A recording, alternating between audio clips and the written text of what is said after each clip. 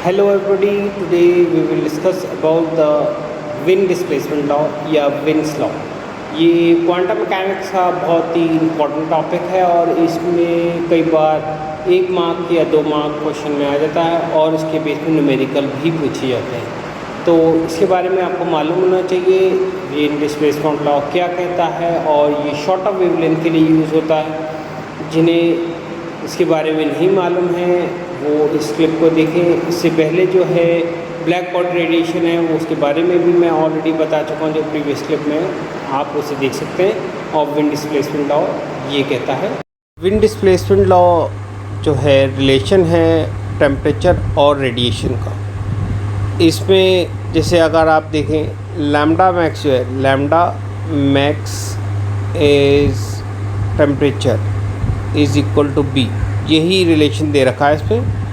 और इसमें कहा क्या जाता है कि लैम्डा मैक्स जो है, लैम्डा मैक्स जो है आपका is inversely proportional to 1/T। यानी कि अगर आप देखें, मैं फिर से बताता हूँ कि स्टार्टिंग से कि when the temperature of a black body radiation increase, the overall radiation energy increase, the peak of the radiation curve move to the short of wavelength।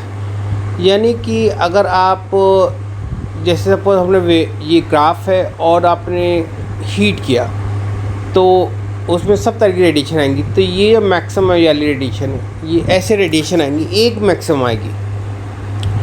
तो ये मैक्सिमम रेडिएशन है और जो वेवलेंथ यानी शॉर्ट ऑफ वेवलेंथ ही हुई और बड़ी ये हुई यहाँ से। अगर आप देखें तो ग्राफ में जो अगर रेड याली दिखा रहे हैं, ये विंड डिस्प्लेसमेंट लॉ सिर्फ वैलिड है इस पोर्शन शॉर्ट ऑफ वेवलेंथ के लिए। और यहाँ जो वेवलेंथ है यानी इस साइड जो है इंटेंसिटी आएगी, अब इंटेंसिटी इस साइड इंटेंसिटी है। तो मैं फिर से बताता हूँ, ये इंटेंसिटी पोर्शन कौन सा है, इंटेंसिटी यानी IN इंटेंसिटी साइड का। और ये जो है वेवलेंथ लैम्डा है, लैम्डा यानी कि लैम्डा दिस साइड लैम्डा।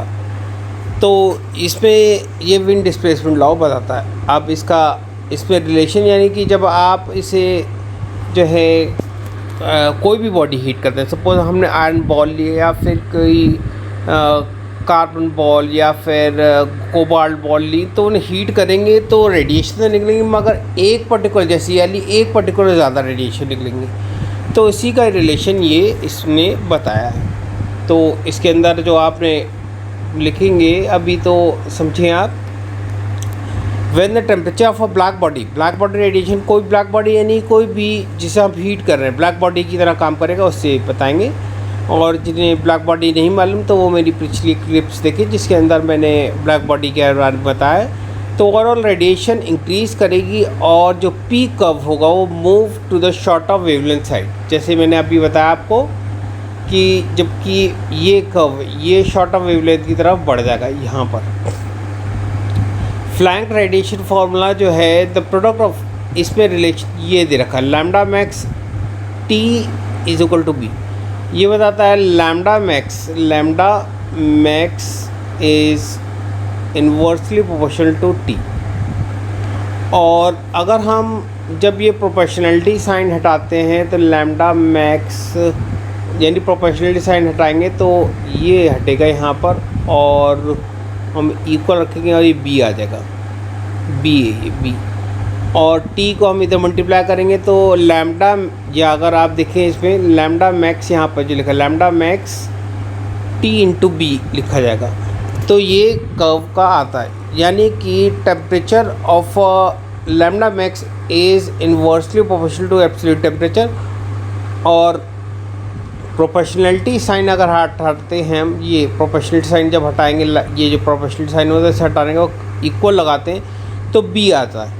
तो B की वैल्यू जो है यहाँ ऑलरेडी मैं लिख चुका हूँ इसमें, that is B is 2.898 into 10⁻³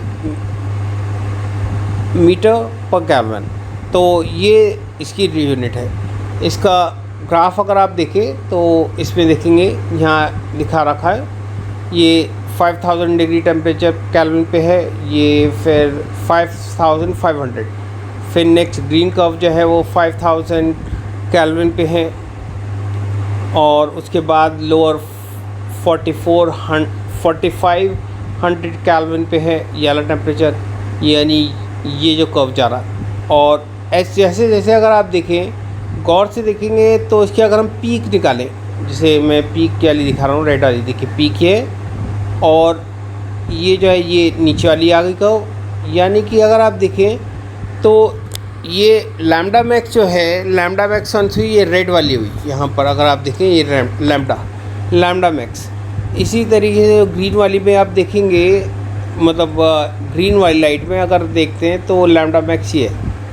तो जो वेवलेंथ की बात आती है, वेवलेंथ जो हमारी यानी इधर अगर आप देखें, ये इसमें दिखा रखा है, लैम्डा मैक्स जो है वो कर्व क्या हो रहा है, इस साइड डिक्रीज़ होता जा रहा है, यानी कि शिफ्ट हो रहा है इस तरीके। Lambda max is inversely proportional to its absolute temperature lambda. और ये जो वैल्यू लिखी है, this value, this is b constant, b value है। और इस वैल्यू को अगर आप देखें तो ये जो वैल्यू है, अगर आप देखें ये कर्व की बात जो मैं बता रहा हूँ, इसमें ये विंड डिस्प्लेसमेंट लॉ है, इसमें पूरा स्क्रीन पे नहीं आ रहा नज़र, मैं कोशिश कर रहा हूँ, नज़र नहीं आ रहा है, दिस इज़ स्क्रीन कट रहा है। तो विंड डिस्प्लेसमेंट लॉ जो है हमारा, अगर आप देखें अभी भी नहीं आ रहा है, इट्स खैर, यहाँ विंड डिस्प्लेसमेंट लॉ है, ये this law is also known as the Wien displacement law. तो इसमें लैम्डा मैक्स अगर आप देखें, ये कर्व जो है ये इस साइड डिक्रीज़ होता जा रहा है, यानी कि, और ये लॉ जो है वैलिड इतने पोर्शन में। अगर आप हायर ऑर्डर में जाएंगे तो यहाँ नहीं यूज़ होता, wind displacement law is not valid, और इसमें जो है जीन्स लॉ वैलिड होता है। इस तरीके से हम इसे लॉ को फॉलो करते हैं। इसमें आपको जो एग्ज़ाम में लिखना होगा वो, एक तो आपको ड्रॉ करना होगा ये कर्व जो मैंने ये बनाया, ये कर्व, और लैम्डा मैक्स इन्वर्स इस तरीके से दिखाएंगे आप, और इसके बेस पे जो न्यूमेरिकल आएगा, सपोज़ आप देखेंगे न्यूमेरिकल वैल्यू जो आएगी वो आएगी ये इस लॉ पे बेस्ड। आपको लैम्डा मैक्स की वैल्यू पूछ सकता है और टेम्परेचर पूछ सकता है। अगर लैम्डा मैक्स दे रखा तो टेम्परेचर पूछ लेगा, और बी की वैल्यू मालूम होनी चाहिए आपको। बी की वैल्यू है 9.898 मीटर केल्विन। ये वैल्यू आपको बी की वैल्यू याद होनी चाहिए। अगर बी की वैल्यू नहीं याद है आपको तो कैसे कैलकुलेट करेंगे। ये लॉ जो है, इससे हम टेम्परेचर ऑफ अ स्टार्स या फिर हायर बॉडी का टेम्परेचर कैलकुलेट कर लेते हैं, और आराम से इसकी हमसे दूर से बैठे हुए, यानी स्टार्स हैं या बहुत दूर जहाँ पे हम टेम्परेचर नहीं नोट कर सकते, उससे वैल्यू हम कैलकुलेट कर लेंगे। लैम्डा मैक्स हमें मालूम होना चाहिए। तो इस तरीके से हम विंड डिस्प्लेसमेंट लॉ कहते हैं। इसे विंड्स लॉ भी कहा जाता है और विंड डिस्प्लेसमेंट लॉ भी कहा जाता है। और आज के लिए बस इतना ही, और जिन्होंने मेरा चैनल सब्सक्राइब नहीं किया, सब्सक्राइब करें और लाइक करें और शेयर करें, जिससे कि उनका स्ट्रॉन्ग फिजिक्स हो सके और उन्हें मेरी आने वाले वीडियोस के अपडेट्स मिलते रहें। आज के लिए बस इतना ही। Thank you.